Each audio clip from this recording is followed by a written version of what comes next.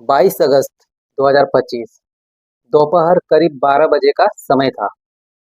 उत्तर प्रदेश लखीमपुर जिले के डीएम कार्यालय में एक मीटिंग चल रही थी। बड़े अधिकारी मौजूद थे। सीडीओ, एसडीएम और कई वरिष्ठ नेता ऑफिसर वहां पे मौजूद थे। तभी अचानक एक साधारण सा आदमी ऑफिस में दाखिल होता है। उम्र करीब 30 साल तक का था। पैरों में हवाई चप्पल, सफेद प्रिंटेड टी शर्ट, कमर पर काली पट्टी और हाथ में एक थैला। दूसरे हाथ में कुछ कागज थे। वह सीधा अंदर चला जा रहा था। महिला पुलिसकर्मी उसे देखकर समझी शायद कोई फरियाद लेके आया है। ऑफिसरों ने भी वही पूछा, भाई आप किस काम से आए हो? लड़के ने थरथराते आवाज में जवाब दिया, साहब इस थैले में मेरा बेटा है। मेरे बेटे की लाश रखी है। बस आपसे हाथ जोड़कर विनती करने आया हूँ कि उसे जिंदा कर दीजिए। यह सुनते ही पूरे हॉल में सन्नाटा छा गया। लड़का रोते रोते बोला, मेरी पत्नी अस्पताल में भर्ती है। वह बार बार बच्चे की खबर पूछ रही है। मैंने उसे झूठ कह दिया कि बच्चा ठीक है और वो मशीन में रखा गया है। लेकिन असलियत यह है कि बच्चा मर चुका है। साहब आपसे उसे जिंदा कर दीजिए। उसकी यह गुहार सुनकर वहां मौजूद कई अफिसरों की आंखें नम हो गई। माहौल भारी हो गया। आखिर कौन था यह युवक और उसके साथ इतना बड़ा हादसा कैसे हुआ? तो दोस्तों नमस्कार दोस्तों, मैं अजीत कुमार। यह जो सच्ची घटना मैं सुनाने जा रहा हूँ, लखीमपुर जिले के भीरा थाना क्षेत्र के गांव नौसार योगी से शुरू होता है। गांव की एक 27 वर्षीय महिला रूबी गर्भवती थी और प्रसव पीड़ा से तड़प रही थी। उसके साथ उसकी छोटी बहन थी। दर्द आसानी हो गया था कि बहन को जीजा विपिन गुप्ता को बुलाना पड़ा। विपिन अपनी पत्नी रूबी को लेकर नजदीकी प्राथमिक अस्पताल में बिजुआ पहुंची।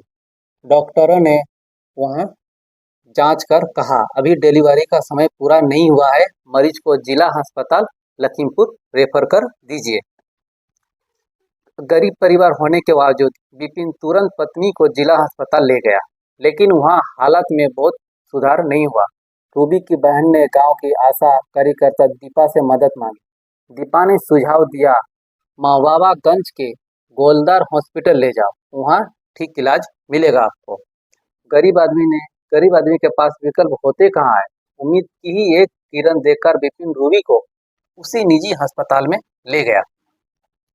गोलदार हॉस्पिटल में डॉक्टर हुक्मा गुप्ता और मनीष गुप्ता ने रूबी को देखा और कहा, इलाज करेंगे लेकिन पहले 25,000 जमा करना पड़ेगा।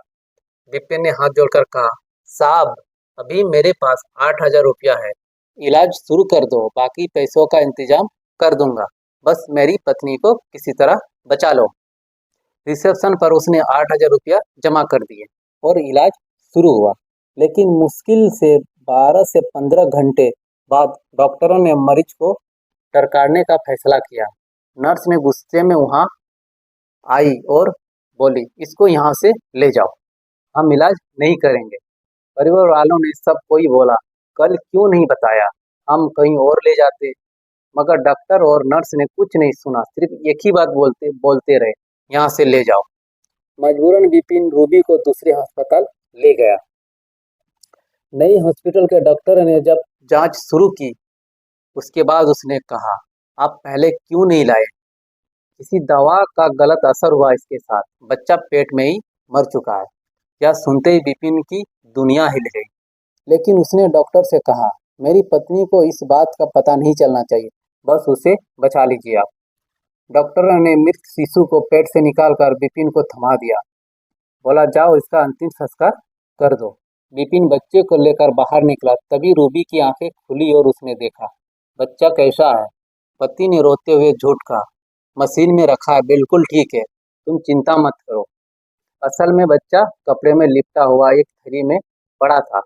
रोते रोते टूटा हुआ पिता थैला लेकर सीधे डीएम ऑफिस पहुंचता है।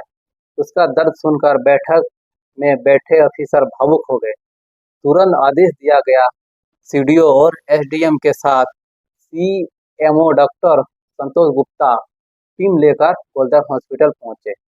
जांच शुरू हुई तो मालूम चला हॉस्पिटल का नवीनीकरण तक नहीं हुआ है, ना उचित व्यवस्था है। तत्काल प्रभाव से हॉस्पिटल को सील कर दिया गया और मरीजों को जिला अस्पताल पर शिफ्ट कर दिया गया। डीएम दुर्गावती शक्ति नागपाल ने खुद मामले की कामना संभाली। उन्होंने एडीएम न्याय अशोक अनिल कुमार अस्तोंधनी को भेजा। रूबी ने मुलाकात कर उसका हाल पूछा और डॉक्टरों को सख्त निर्देश दिए। इस महिला का इलाज पूरी जिम्मेदारी से होना चाहिए। खर्च जितना भी हो जिला प्रशासन उठाएगी, लेकिन असल नुकसान तो हो चुका था। 7 साल बाद परिवारों की खुशियां की उम्मीद कर रहा था, पर वह सपना सारा टूट गया, बिखर गया। यह घटना सोशल मीडिया पर तेजी से वायरल हुई। अखबारों और इलेक्ट्रॉनिक्स मीडिया ने भी प्रमुखता से उठाया। मामला जब उप मुख्यमंत्री और स्वास्थ्य मंत्री ब्रजेश पाठक तक पहुंचा तो उन्होंने जांच के आदेश दिए और आशा कार्यकर्ताओं दीपा को नोटिस जारी किया। तुमने प्राइवेट हॉस्पिटल में क्यों भेजा? यह सवाल सिर्फ एक आशा का नहीं बल्कि पूरे सिस्टम का था।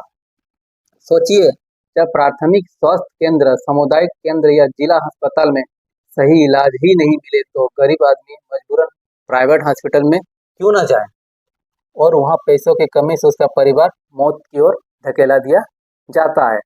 सरकारी बजट में हर साल लाखों करोड़ों रुपए स्वास्थ्य केंद्र और स्वास्थ्य हॉस्पिटलों में सेवा में खर्च किए जाते हैं, लेकिन नतीजा मरीज को या तो मौत से मिलती है या लूट से।